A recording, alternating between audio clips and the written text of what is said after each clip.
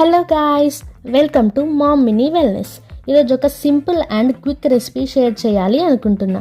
If మీ పిల్లలు కూడా chicken or paneer తినకపోతే ఈ సింపుల్ ఫ్రైడ్ రైస్కి ట్రై చేయండి. ఈ ఫ్రైడ్ రైస్కి కావాల్సిన ఇంగ్రీడియంట్స్: ఒక ఆనియన్, చిన్నగా చాప్ చేసుకున్న క్యారెట్ అండ్ క్యాప్సికమ్, మీ దగ్గర క్యాబేజ్, బీన్స్, స్ప్రింగ్ ఆనియన్స్ ఉంటే అవి కూడా యాడ్ చేసుకోవచ్చు, and few chopped pieces of chicken. నేను ఇక్కడ ఈ చికెన్ని ముందే మ్యారినేట్ చేసి ఫ్రై చేసుకున్నాను. మీరు చికెన్ ప్లేస్లో పన్నీర్ కూడా యాడ్ చేయొచ్చు, అండ్ కొంచెం కరివేపాకు. ఫస్ట్ స్టవ్ ఆన్ చేసి ప్యాన్ పెట్టండి. ప్యాన్ హీట్ అయ్యాక 1/2 టేబుల్ స్పూన్ ఆఫ్ ఆయిల్ వేయండి. ఆయిల్ హీట్ అయ్యాక ఒక 1/2 టీ స్పూన్ ఆఫ్ జీరా వేయండి for better digestion.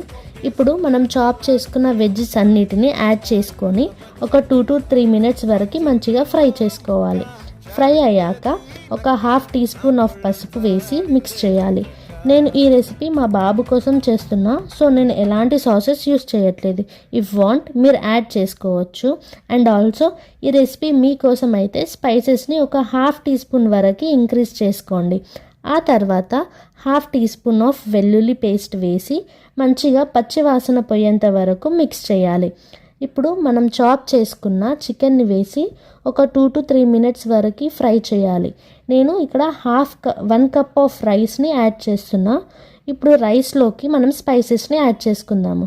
1/2 tea spoon of కారం, 1/2 టీ స్పూన్ ఆఫ్ ధనియాల పొడి, అండ్ టేస్ట్కి సరిపోయేంత సాల్ట్ వేసి మంచిగా మిక్స్ చేయాలి.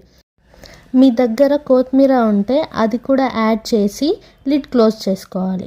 ఒక 2 to 3 minutes తర్వాత స్టవ్ ఆఫ్ చేసి సర్వ్ చేసుకుంటే simple and high protein fried rice ready అవుతుంది. ట్రై చేసి రెసిపీ ఎలా వచ్చిందో కామెంట్ చేయండి. Do like and follow.